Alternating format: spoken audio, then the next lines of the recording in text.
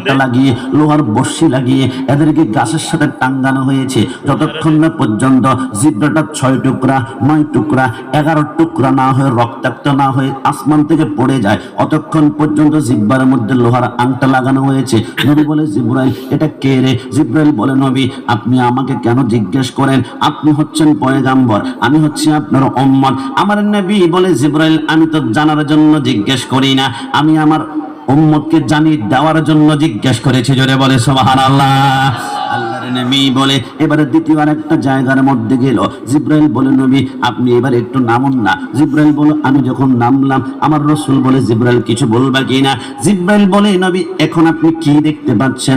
আমার নবী বলে, আমি দেখতে পাচ্ছি বিশাল একটা ময়দান, অসংখ্য মানুষ, মাথার নিচে কোনো বালিশ নাই, মাথার নিচে পাথর দিয়ে শুয়ে আছে। যখন চোখটা বন্ধ করে ঘুমানোর জন্য উপর থেকে ফেরেশতা আরেকটা বাড়ি মারে, মাথার মগজগুলো